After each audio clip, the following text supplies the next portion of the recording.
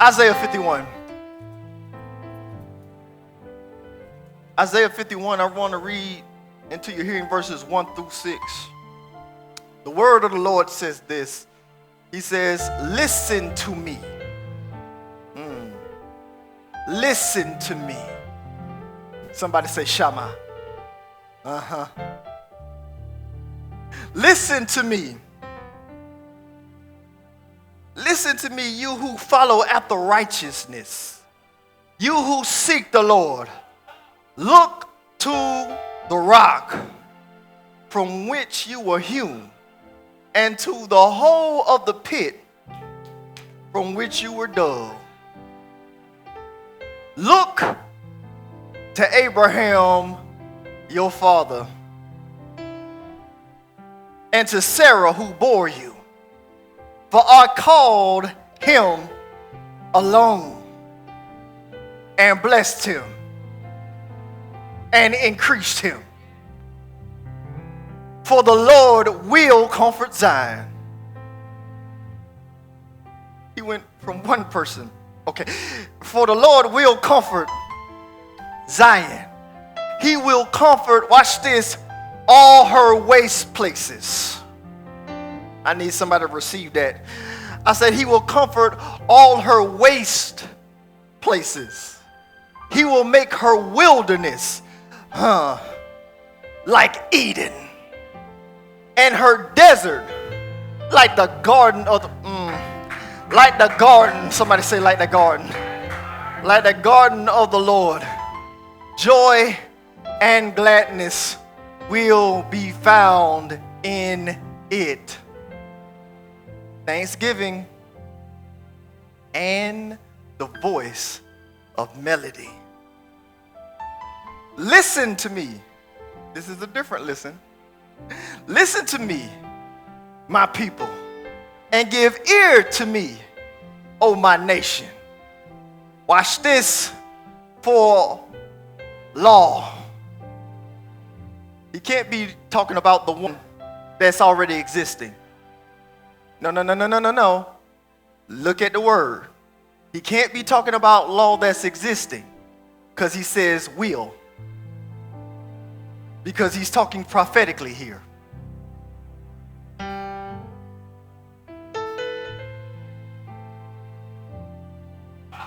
Okay. For law, come on. For law, some of y'all already got what you came for. Watch this. For law will proceed not from the priest,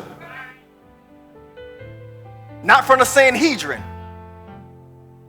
from me. And I will make my justice rest, he starts cluing us in, as a light of the peoples. For my righteousness, verse 5 says, my righteousness is near. My salvation has gone forth, and my arms will judge the peoples.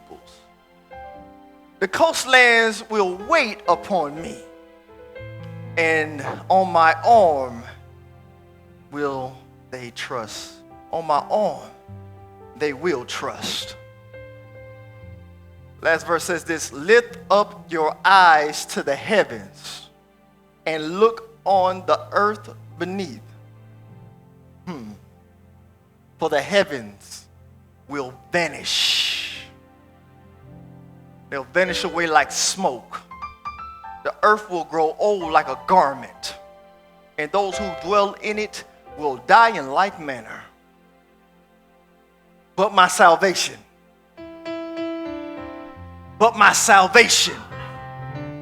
you worried about temporal things. He says, but my salvation. We're so easily beset by every weight when we were supposed to lay aside every weight. But my salvation will be forever, and my righteousness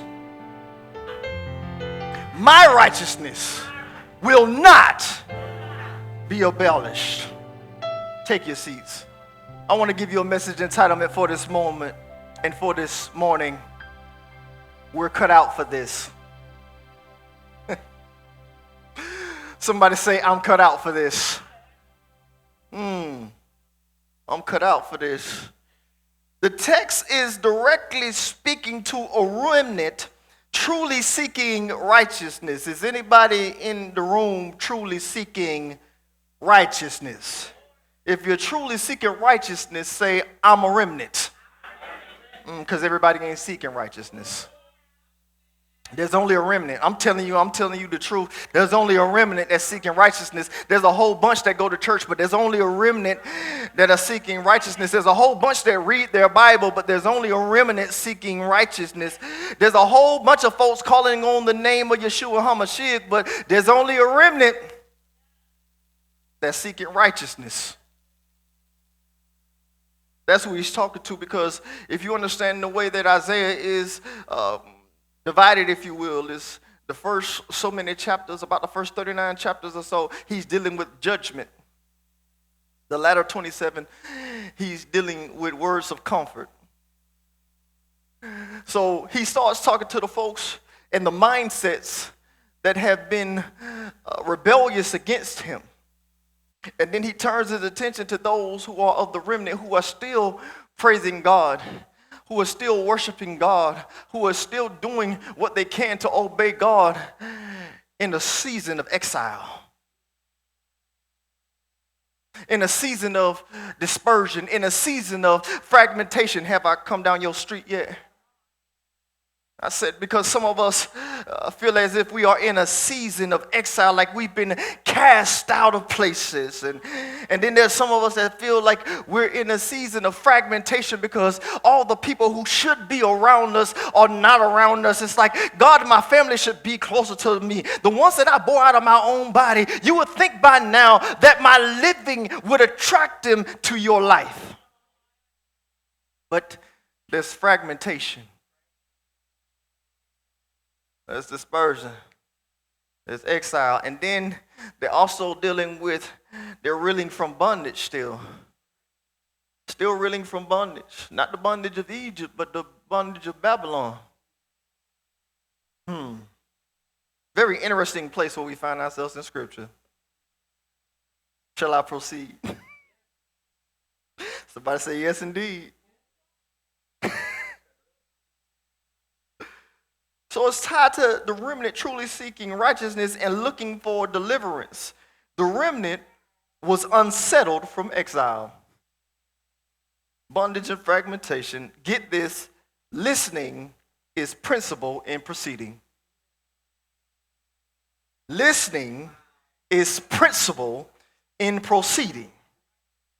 Verse 1 says, listen to me. Now, I want you to understand that the prophet is speaking prophetically, which means that he is speaking as a spokesman of God. And that's all that I came to do this morning, is to speak as a spokesman of God.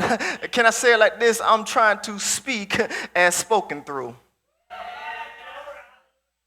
Listen to me, you who follow after righteousness. Say this for the church. Say this is for the righteous. Yeah, this one.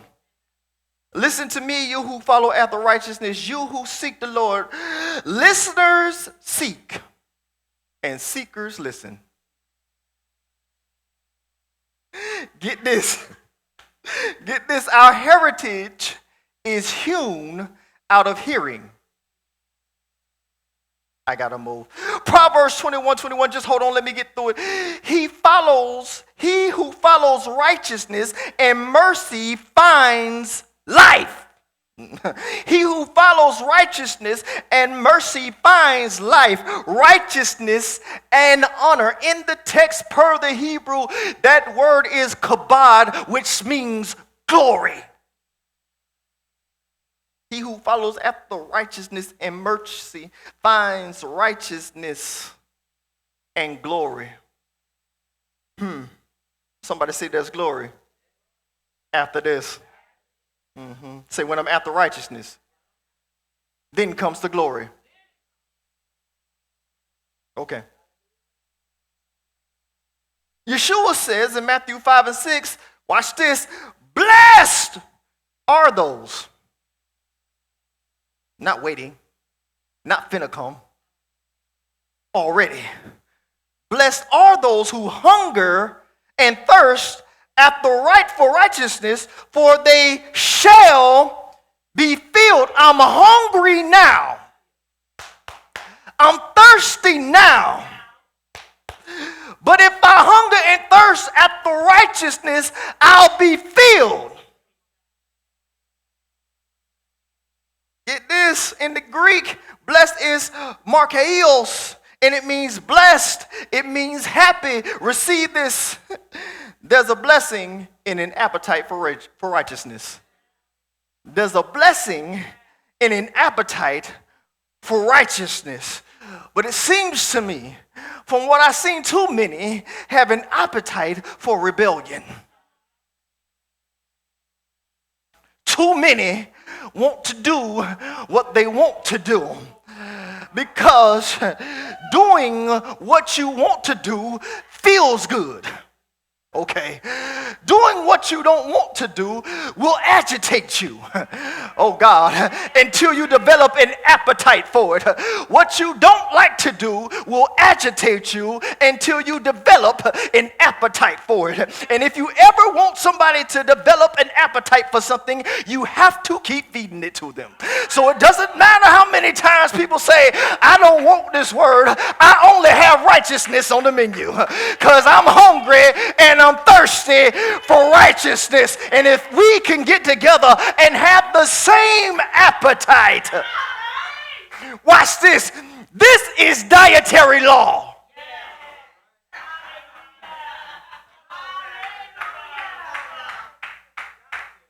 Those who, that's your sure words. That's your sure words. You don't have to do what I say. You don't have to believe what I say. I'm telling you what he said. It's just that I am fully persuaded to do what he said. Because when you develop a hunger and a thirst for righteousness, even the bitter herbs taste good. Are you hearing what I'm saying? Y'all with me? I want to get back to the text. Isaiah 51 verse 1 continues, look to the rock from which you were hewn, to the hole of the pit from which you were dug. It's interesting. Matthew chapter 3 verse 7 through 9. John called Baptists the Pharisees and the Sadducees coming to his baptism. He told them, bear fruit worthy of repentance. I be trying to get away from seed time, meantime, and harvest time. The text won't let me. The text won't let me. I be want to do what I want to do, but the text, okay, let me get back over here. The text won't let me do what I want. Are you hearing what I'm saying? So John called Baptists. He sees the Pharisees and the Sadducees coming to his baptism, and he told them, bear fruit worthy of repentance. He said something along this line, who told you? Who warned you of the wrath to come? And then he says in the next verse, he says, look, don't come up to me. Let me read it verbatim. He says it like this. He says, don't think to say to yourselves. Watch the text. He says, don't think to say to yourselves, we have Abraham as our father. But I say to you, God is able to raise up children for Abraham from these stones. Nope. Go back to the verse. Go back to Isaiah. He says, I need you to look to the rock from which you were hewn. He says, don't look at me talking about some Abraham, because God can raise up these stones. Oh, as children for Abraham. Just an interesting anecdote. Just my mind wandering around the text. The text tells us, look to the rock from which you were hewn. The text reveals, it's like I can hear God saying, I found you in your natural state. I found you in your natural state. I found it and freed you from the former places. I sent you away from a familiar place. I sent you to a place which was foreign from me. I formed you and fashioned you to follow your Father forever. Watch this. Corrective vision is foundational. I didn't just say vision, I said corrective vision is foundational, because see, what is happening is the remnant is looking at their situation, reeling from bondage and exile, reeling from being scattered about, and they're looking at it, they said, there's so few of us. And I know sometimes we look around and we get to say, even when we know better than it's us by ourselves, we still looking at folks that are really trying. I didn't say perfect, I said people that are really trying. But even when you start looking for folks that are really trying, still like, it's really not that many of us. And sometimes you get discouraged, because if you knew, we know that if there was just enough of us that we could turn the tide. Watch this. If there were enough in Sodom and Gomorrah, God would have not destroyed it. But there were not enough.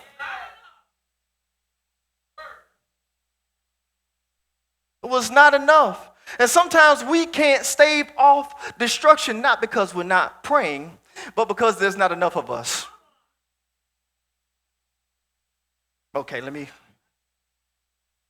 watch this. Some things our land can't be healed because we won't come together collectively. We use that verse, but we don't even understand where it comes from. If my people who are called by my name will humble themselves and pray and seek my face and turn from their wicked ways, then. But we don't want to do that, or that. We just want then. A lot of us don't even understand that he who is called the wisest man was praying to God that if Israel should slip, what will you do? That's chapter 13. God just answers his question in chapter 14. That's what happened. That's what happened.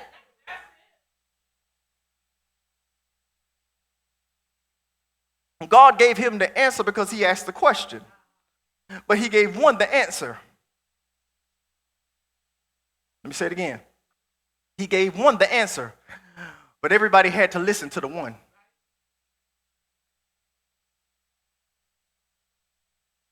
Because watch this, some of us don't want to listen to the one person who's telling us to do the right thing. We'll listen to the crowd that's telling us to do the wrong thing, but the one person who's saying, you know what, you might not want to do that. If you do that, this is going to happen. Well, all my friends, ask Solomon's son about his little friends telling him stuff. You know what I'm saying? I'm sorry, I got to talk like a single mom real quick. You better get from around your little friends. Your little friends going to get you in trouble.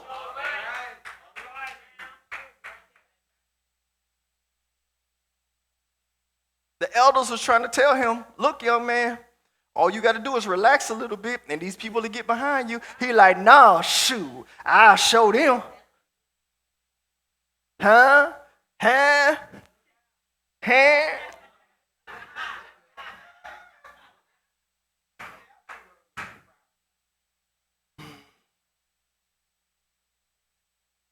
Often, what is popular ain't nothing more than pollution.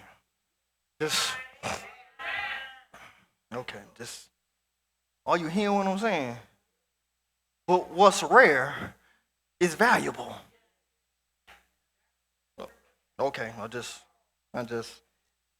the rarer it is, the more valuable. Watch this, it costs more. It requires much more of an investment. It requires more security. Just let me get back to what I'm talking about. Corrective vision is foundational. It's not about, the text says, look to Abraham. Is that not what the text says? The text says, look to Abraham. So watch this. It's not about looking back. It's not about looking back. It's about corrective vision. He's saying, look, I need you to remember where you came from. Not just individually, but collectively. I'm preaching kingdom for the rest of my life, so just deal with it. Corrective vision is not focused on where we've Ben is focused in who we believe. It's not the optics, it's the oration. What did the Alpha and the Omega say? Because often what I see isn't what he said. Because most of us are in that meantime, in between seed and harvest. I remember the seed, but it's underground.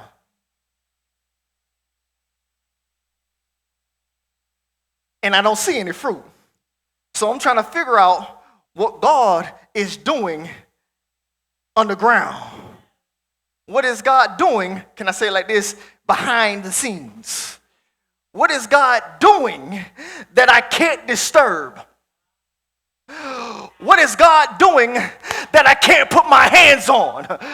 Oh God, what is God doing that I only have two things that I can participate in and that others can participate in? Because some water, some plant, but God. Okay. Watch this say the increase is not up to me.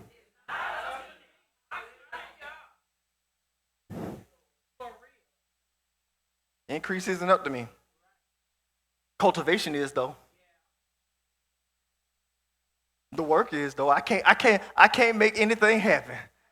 I can't make anything happen, but I can. That's crazy.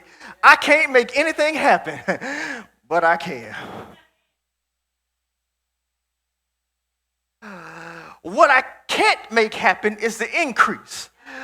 What I can make happen is the cultivation, but the cultivation is monotonous.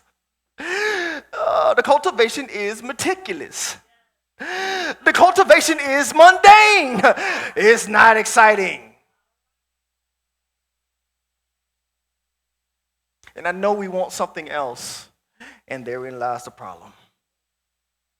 Because I'm pretty sure that those, I can say with almost utmost confidence, that those people there were saying, we've been hearing about Abraham all of our lives. And the prophet who's telling them about the future tells them to look to Abraham. God help my soul. I said the prophet who can see both forward and backwards. He said this particular prophet who can see both forward and backwards. He said, right now I know you don't see what the promises have been talking about, but I'm coming to tell you, look to Abraham. Look where he brought him from. Because where he brought him from, he's bringing you from. Okay. Are you hearing what I'm saying? It's corrective vision. Somebody say, what did he say? He said, for I called Abraham alone. I called Abraham alone and blessed him. I want you to think about Abraham and Sarah who bore you. But I called Abraham, watch this. I want you to think about Abraham, your father, and Sarah who bore you. But I called Abraham, God help me here. I want you to think about Abraham and Sarah who bore you. But I called Abraham alone. I want you to think about Abraham and Sarah. But I called Abraham, I'm just talking about the word of the Lord. I'm going to go somewhere in a minute. I called Abraham alone and blessed him. Watch this. God help my soul. God said, God does this more than we give credence to. When God says he's going to bless you, a lot of time he does it through somebody else. Nope, let me say it again. I say oftentimes when God said he's going to bless you, he does it through somebody else. So man, when he says he's going to bless you, he's going to do it through your wife. Oh, God, help my soul. Oh, God, help my soul. I say he's, okay. No, not through your side piece.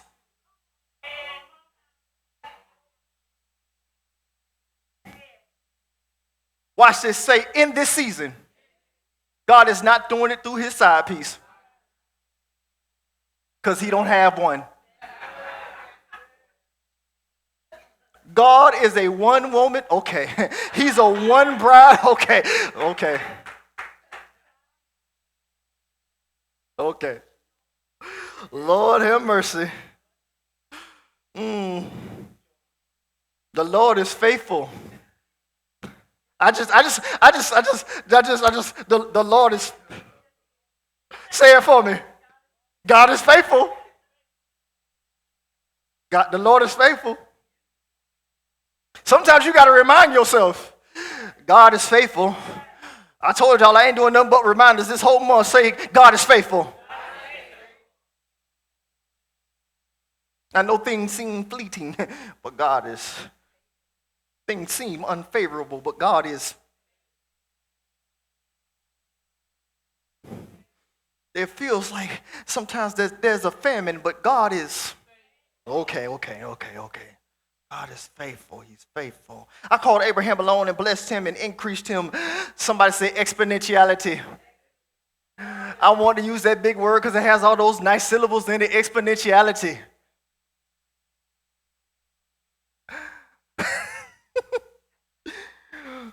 Watch this. What's our calling? Say we're called to obedience. Watch this. Obedience is a move of God. Okay, watch this. Some of us are waiting on a move of God, but we won't be obedient.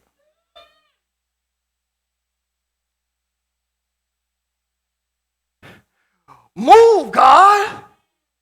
What you doing? Who you with? Say obedience is a move of God. So when we are walking in obedience, we are a move of God. I'm going to say it again. I said when we walk in obedience, we are a move of God. And when we can really do this and really get it ingrained, not just to be able to say it, but be able to live it, that's when we will be able to pull out of us what is within us. Watch this. When they were at the gate, I'm going to be here until we get there. Watch this. When they were by that gate called Beautiful, and the lame man was sitting there waiting for alms because that's what he would do. He would wait by a gate called Beautiful. He was expecting something different. He was expecting what was naturally valuable, what was naturally useful. But watch this. We didn't have anything naturally. It's not about what they had to give that was naturally useful. It wasn't about that because it didn't come from the natural realm. It did not. So if you're looking, sometimes we're like, God, when all the miracles, the signs, and the wonders were going to come? Well, we've been relegating the signs, the miracles, and the wonder to natural things. Watch this. It's a natural outcome, but it has supernatural roots. And you're trying to pull supernatural fruit from natural places. And it don't work like that. 7 gold have I none. But what I do have. What do we have? Okay. I got to bring it back. Are you hearing what I'm saying? We're called to obedience. Obedience is a move of God. Watch this. Now, you've heard this said probably somewhere else, be it in person or virtually. You probably heard this, that, they say your call wasn't a conference call. Y'all ever heard that? Oh, my call wasn't a conference call. When God called me, he called me. True story. So your call, our call, was not a conference call, but it is a congregational call. When God calls you individually, he calls you to the congregation.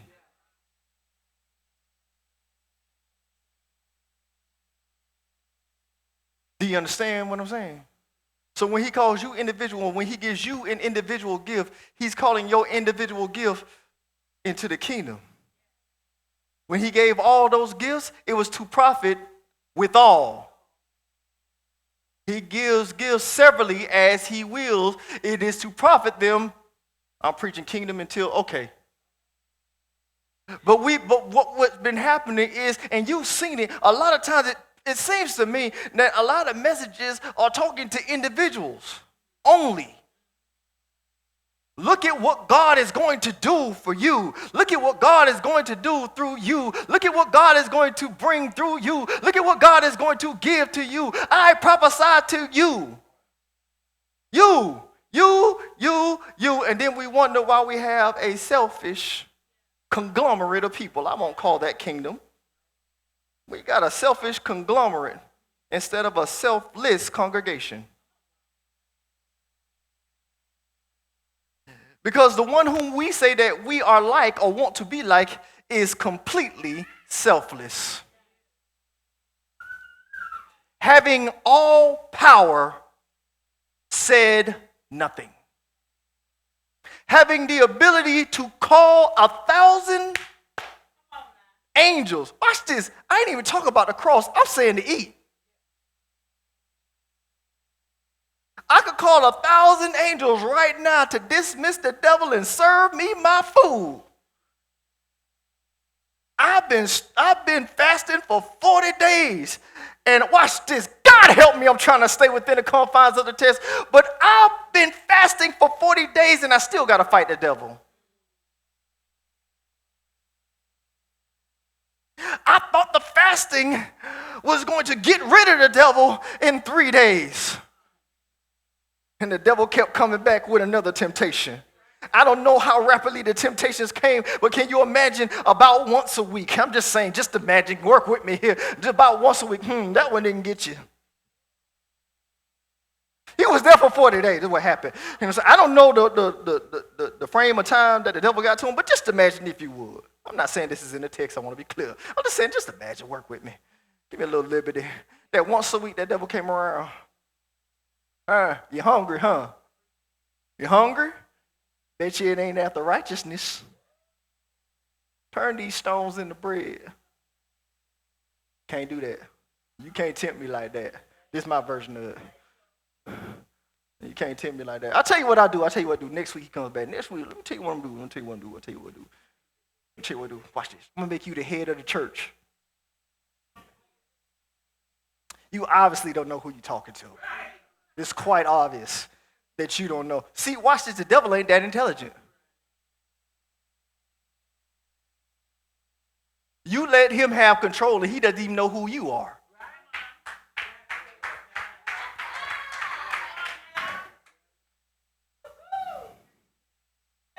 Then he says, I'm going to give you the whole world. He got the whole world.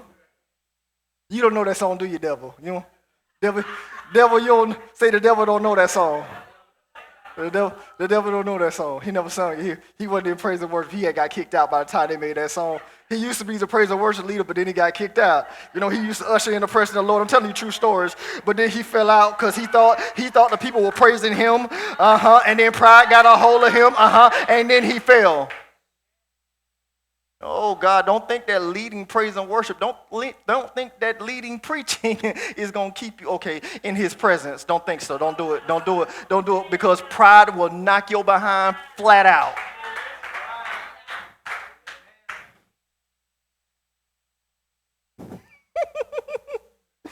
Are you hearing what I'm saying? Consider your origin. Zion, consider your origin. Your father was geriatric. Abraham, I'm talking about Abraham. Don't get mad at me. It just means old. Don't get crazy on me.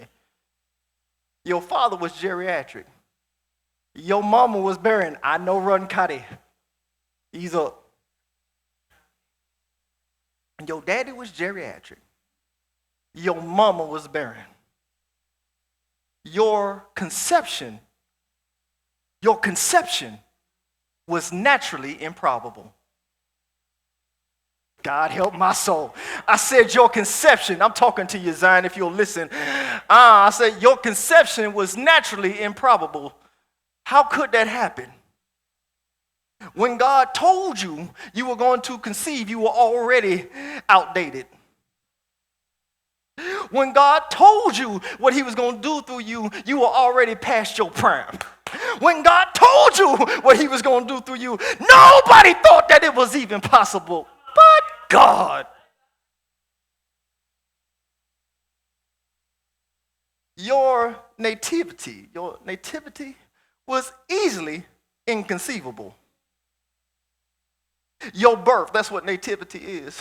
Your birth was, okay, if we can get past your conception, that this geriatric man and this barren woman were able to conceive this child.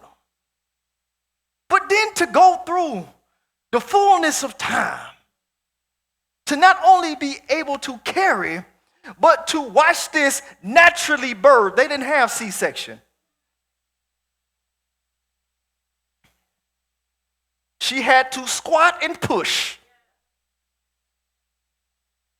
I'm sorry if you know the real way to give birth is actually supposed to be on your feet, not laying down. But anyway, excuse me, sorry. That's what's supposed to happen. It's also the way you're supposed to release certain other things, but we'll get into that another time. I'm just.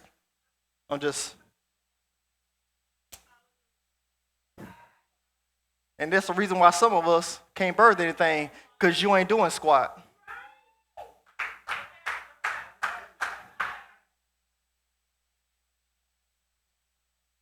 You hear what I'm saying? Oh, don't drive me now. Don't drive me now. You want to lay down and give birth. You want somebody to drug you up. I'm just talking about the text. Don't get mad at me. You want somebody to drug you up. You just want to wake up to baby.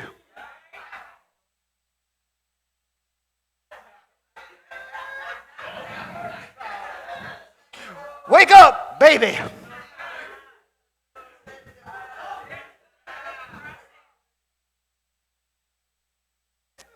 Nine months and a wake up.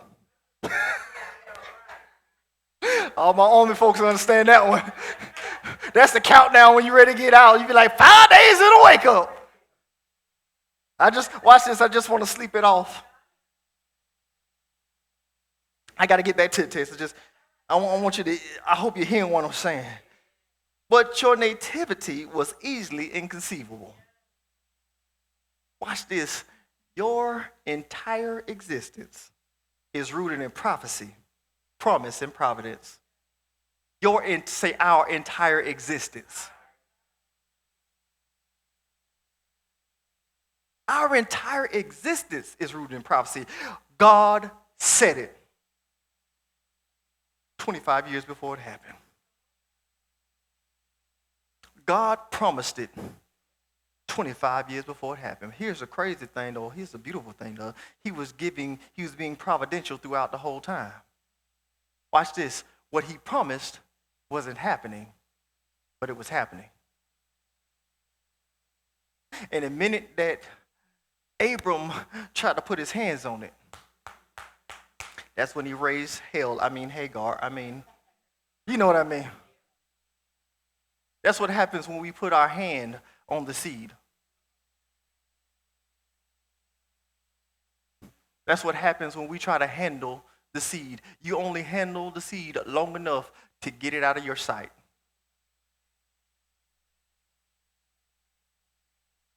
You only handle the seed long enough to put it in a place where only God can increase it. Are you hearing what I'm saying? Okay, I'm just talking to you. Let me move. Don't miss this. Watch this. Harvest is birthed from one. Harvest is birthed from one. Seed holds harvest. Harvest holds seed. Are you hearing what I'm saying? Who is the one? What is the one? One who will listen.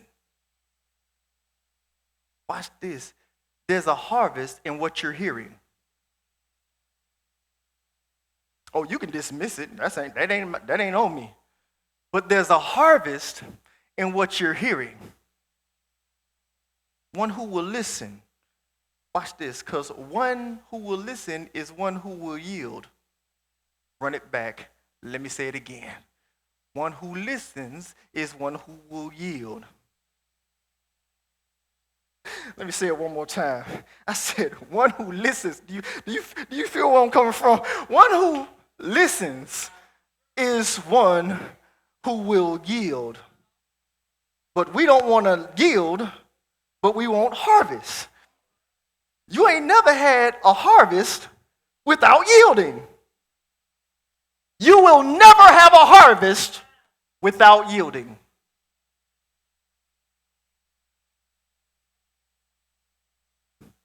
Because faithfulness yields fruitfulness. The text says, for the Lord will comfort Zion.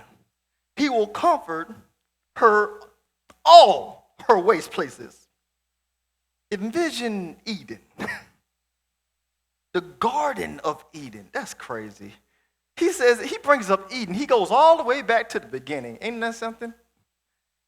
He says, it'll be like the garden of the Lord. It'll be like Eden. That's what I'm going to make. I'm going to make your waste places like Eden. No, I don't know if you're hearing what I'm saying. I'm going to make your wilderness. I need somebody to receive this, because when we speak prophetically, nobody really want to catch this stuff unless, okay, he said, I'm about to, you got to believe it. Watch this. I said, the Lord says, I am going to make your waste places like Eden. Your desert like the garden of God. But you got to listen first. First you got to listen. And it's interesting that faith coming by anyway. You gotta listen. You gotta listen. We gotta listen. The comfort of the Lord is transformative. Watch this. Nothing, I need you to receive this. Nothing about Zion will be wasted. Nothing. Oh, let's make it personal so you can make it corporate. Say, nothing about me will be wasted. I am Zion. I am Israel. Be it born or engrafted, I am Israel. Do you understand what I'm saying? Nothing about Zion will be wasted. That means that my trials are testimonies. My triumphs are testimonies. Nothing about me will be wasted. So watch this. No matter what you're going through, nothing about you will be wasted. Because he says, I'm going to make your waste places like Eden. I'm going to bring fruit out of your trials. I'm going to bring fruit out of your triumph. I'm going to bring fruit out of when you was in trouble. I'm going to bring fruit from when you was in travail. You will be fruitful and multiply. Say, that's the first blessing. Say exponentiality.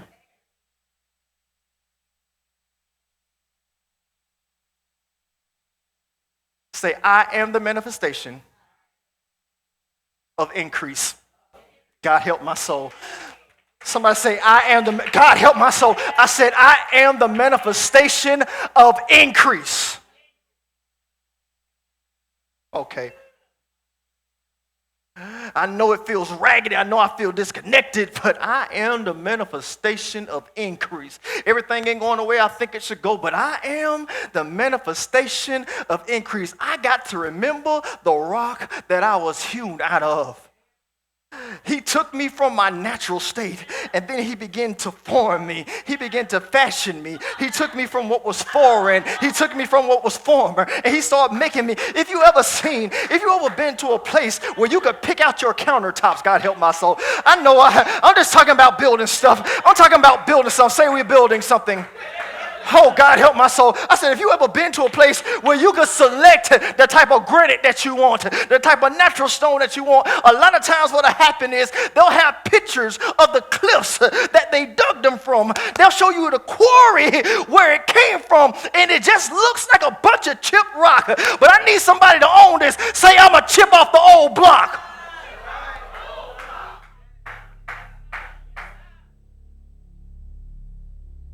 I'm a chip off the old block. And when you saw me, when he cut me out from that place, things didn't go so smooth. He had to chip me away from what I had grown into. Oh, y'all act like Abraham wasn't grown into Ur. You want to act like he wasn't grown in a place of idolatry. I would that you knew your Bible. You got to act like, okay, 75 years is a long time to be around something else.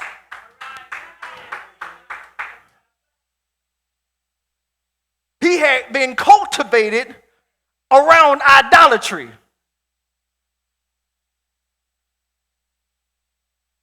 The book of Joshua tells us that Ur, the land of his father, they served idols. He was cultivated in a land of idolatry.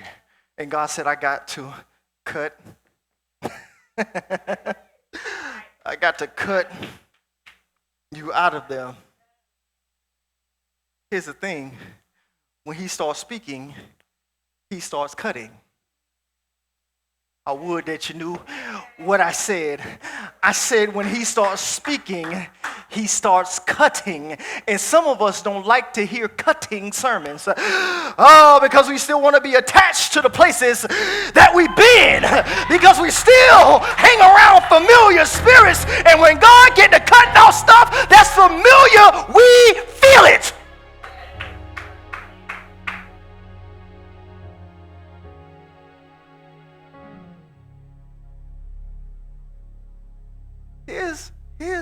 Here's the thing about his cutting. But all his cutting, it's not him who pulls us away from the places he cut us from. Isn't that something? His word cuts. His word does the separation. But his word brings the separation, but we've got to bring the. Let me say it like this. His word offers the separation. We've got to manifest the separation.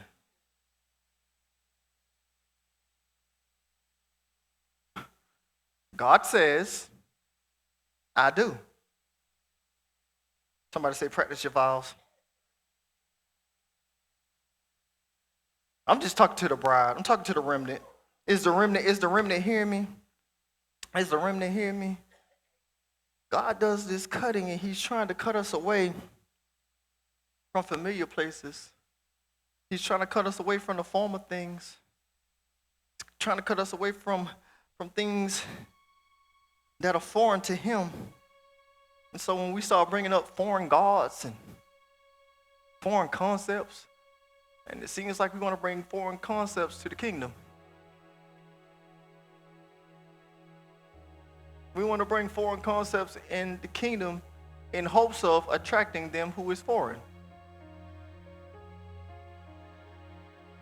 Watch this. As messed up as some may think our country to be, there are people trying to leave where they are to come here. Because they're saying, it's got to be better over there than it is over here. But as a country, if we are not careful, we will lose our identity. For them allowing the foreigners to take over. I said what I said.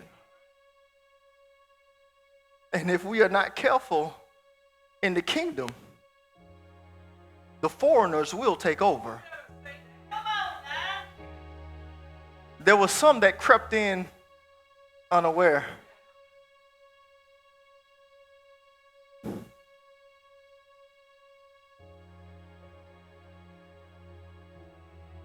I'm not trying to be political, but that's because we won't build a wall.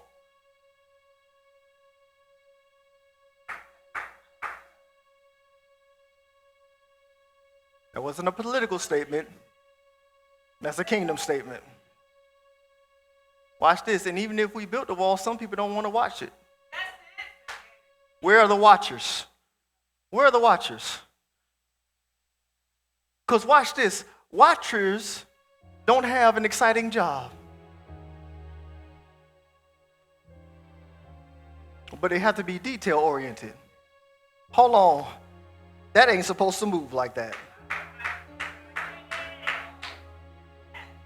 Watch this. Because it's green, it looks like a tree, but that's just camouflage. There's something moving. God, dear God, help my soul. There's something moving out there, and I can see it. And I need some other watchers on the wall that see what I'm seeing. And I need some snipers to get up here on the wall and say, before you even get close to these gates, I'm going to scope you out. And I'm going to take you out before you even get to the gates. I'll never have to worry about an enemy at the gate if I get him before he even gets there.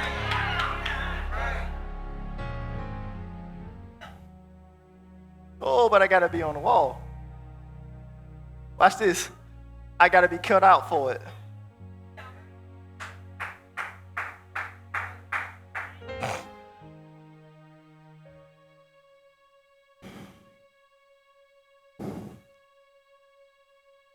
Watch this. I'm going to say something that might be bold and might offend some. I'm going to say it anyway.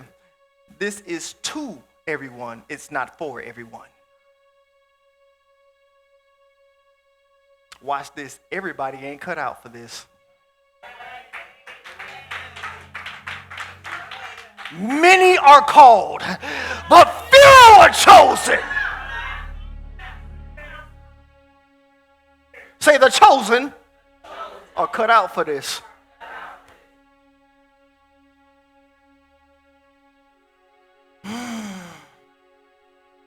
Verse 4 through, oh God, help me. Watch this, understand this. Every process consists of development. Every process consists of development, a present and purposeful state of growth. The objective is to realize a particular outcome. Verse 4 and 5 say this: listen to me, my people. He's being very, very precise here.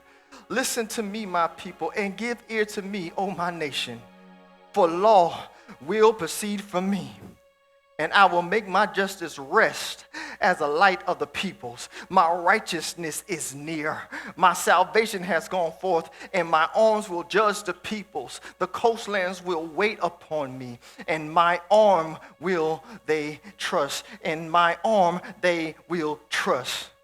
I want you to remind you once again that Isaiah is speaking prophetically. Here's the thing. The light of the people is the light of the world. Let me say it again.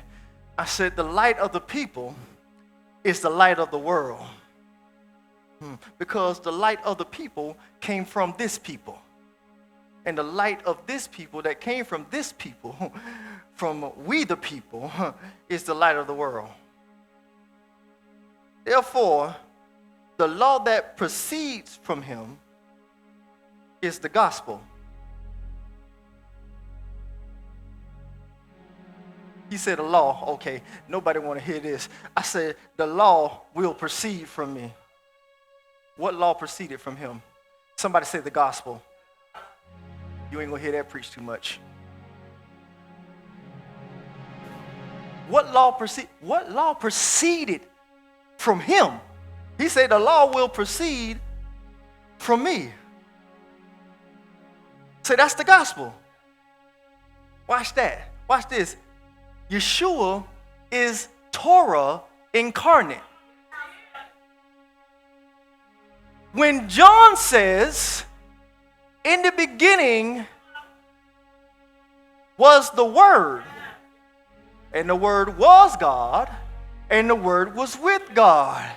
He is looking to the beginning of the Torah to tell us the beginning of the Torah.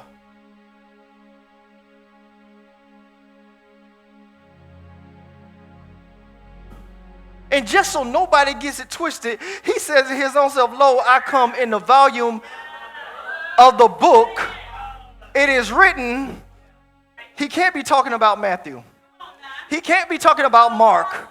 He can't be talking about Luke. He cannot be talking about John. He cannot be talking about Acts. He cannot be talking about any of Paul's epistles. He cannot be talking about Jude. He cannot be talking about Revelation. Did I get them all? In between John's epistles, I got them all. 1 John, 2 John, 3 John, I got you. 1 Peter, 2 Peter, I got you. They weren't written yet. So when he says, I come in a volume of the book, what book is he talking about? Okay. What if it stopped being it is written and it start being I am written?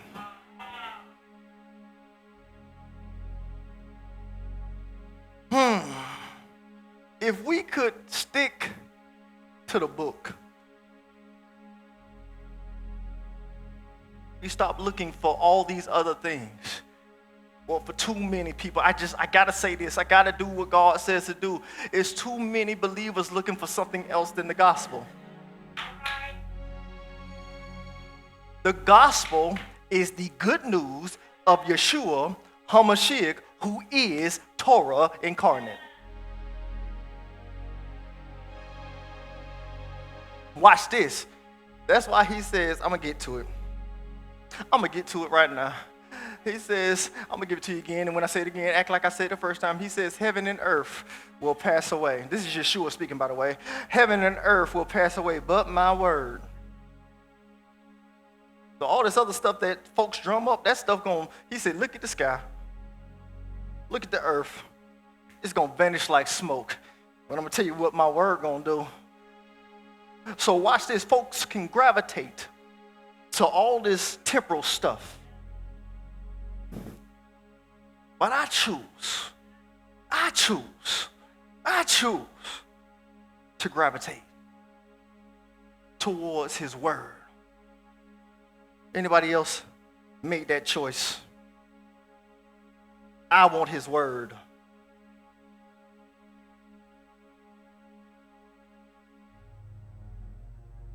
Here's the objective. Leave lesser landscapes. Leave lesser landscapes. Listen to leave. Look to leave.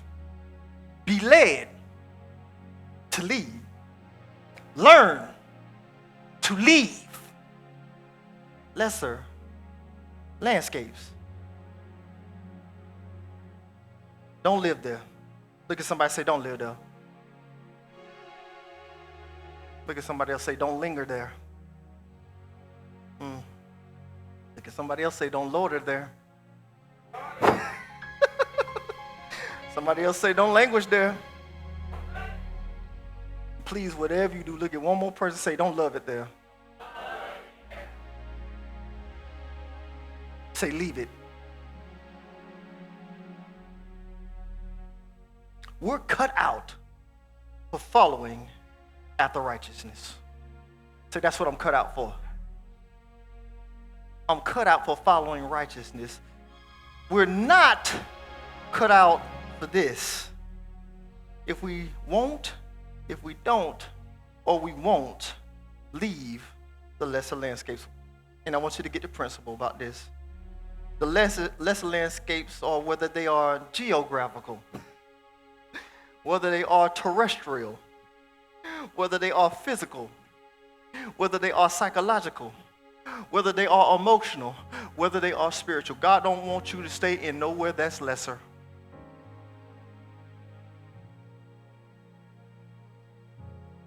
And when we're not where he wants us to be, watch this, geographically, that's the lesser place. When we're not where he wants us to be terrestrially, that means earthen. That's the lesser place. When we're not where he wants us to be psychologically, that means what you're thinking. Who told you you were naked? That was the less. Okay. Who told you that? That was the lesser place. Who told you you weren't good enough? Who told you you were too old? Who told you you were too young? Who said it's too late to do that? Who told you you were a grasshopper?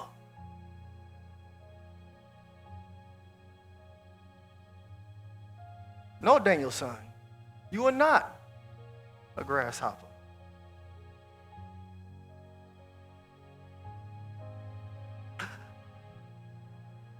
leave lesser landscapes. Are you getting that? Stop being so emotionally driven that you can't function ministerially.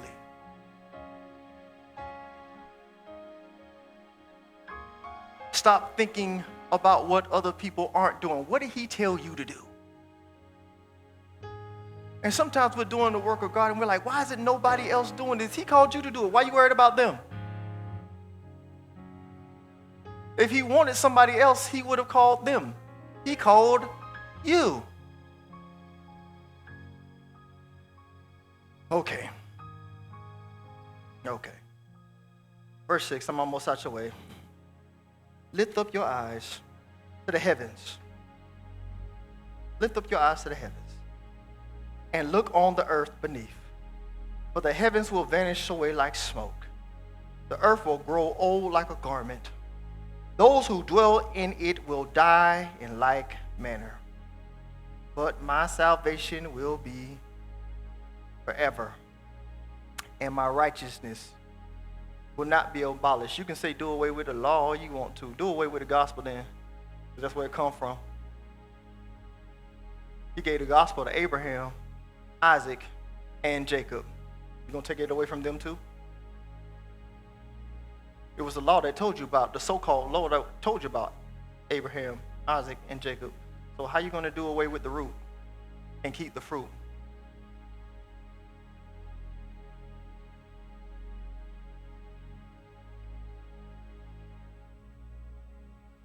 Watch this. You can detach the fruit from the tree, but it still came from there.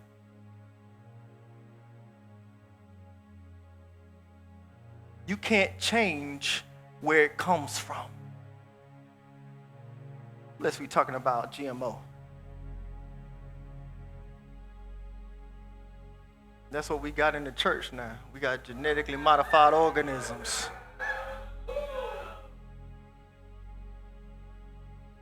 False wheat. They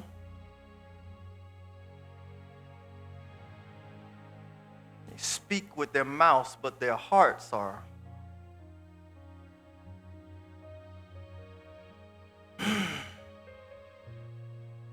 Matthew 24:35. Yeshua says this, heaven and earth will pass away, but my words. I know you thought that Isaiah was just talking. But Yeshua solidifies it. Heaven and earth will pass away, but my words will by no means. That means Paul can't undo it.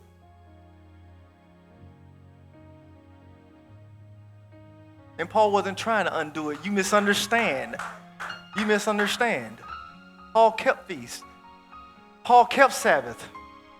Oh my goodness, he just didn't keep all the other stuff of the lowercase fathers.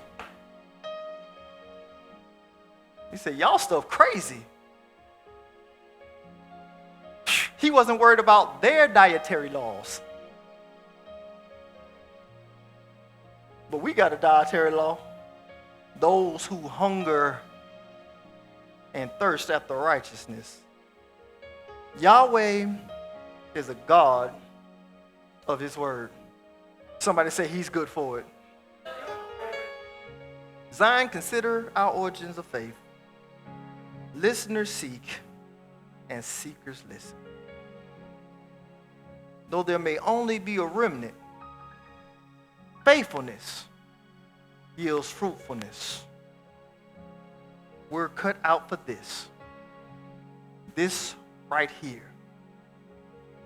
This thing called righteousness. Watch this. We're not cut out for that over there. Somebody say, don't go there.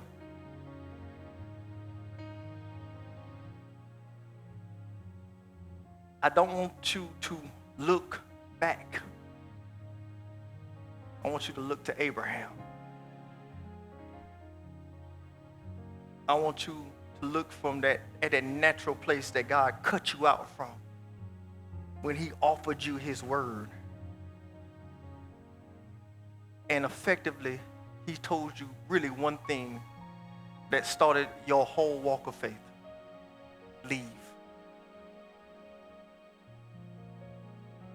I was like, God, it seems like we just talked about this. He said, say it again. Because some folks don't want to leave. Because they're so familiar with it. It's become a part of them.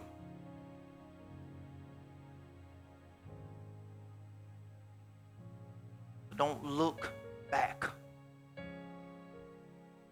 Look to your origin. Look through your corrective vision. Look where he brought you from. And understand that he's still working with you. He's still working on you. And sometimes he's still cutting. Because watch this. After you go to that wonderful store to pick out your wonderful cabinets, you went there and you touched the block. You said, this one. And when you put your hand on that block or whatever you did to say, this is the one that I want, it was already polished. It was. It was already polished, wasn't it? That's what caught your attention. Because it looked good. Right? So it was already cut once. It was already fashioned once. But there's another installation to get it home. Okay. There's another installation to get it home. Because what is it going to be? Is it going to be a countertop? Is it going to be the top of a sink? The top of a table? It's got to be cut again. Watch this. And it's got to be cut to the specifications of the owner. I want those edges rounded. But if you have granite, or you have anywhere where you see granite or marble, I want you to do something for me. Practical application. I want you to put your hand on the underside. I want you to put your hand on the underside of that stone, and it's still rough. So as much as God is preparing you and fashioning you, there's still a side of you that's. But watch this, you don't serve nothing on the rough side.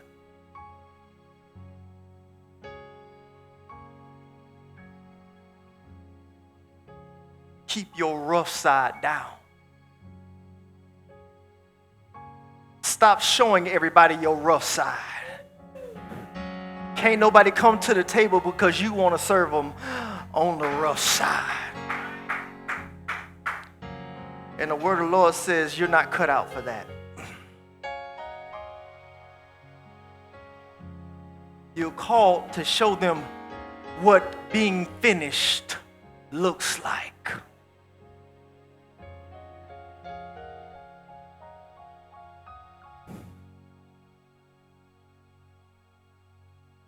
Somebody say, I'm cut out for this. Now make that thing corporate. Say, we're cut out for this. Could you put your hands together all over this building?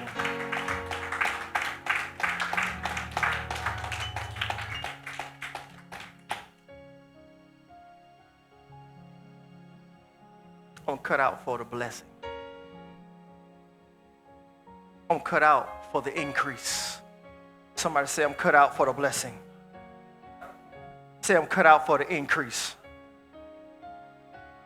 But first.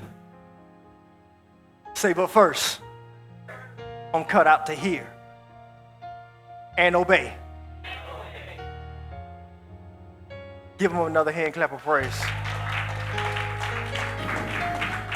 Oh, we're going to bless the Lord one more time. Say, I'm cut out to follow after righteousness. Give one more hand clap of praise.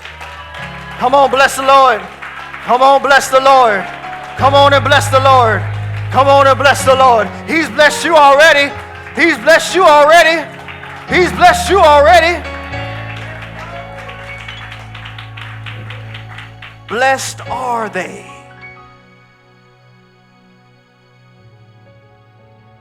You never thought you were blessed because you were hungry. You never thought you were blessed because you were thirsty. But that's because you didn't know what your appetite was supposed to be. He said, if you're hungry and thirst after righteousness, you will be filled. And then you'll start realizing things like, I have never seen the righteous. And I have never seen the righteous begging for. I've never seen the righteous forsaken. I've never seen the righteous. Watch this. What if the bread was really the bread of life? You'll never have to beg for the bread of life.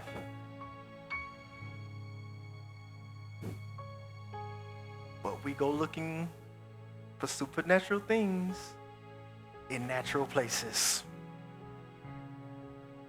I'll never be filled like I'm supposed to be filled until I learn how to look.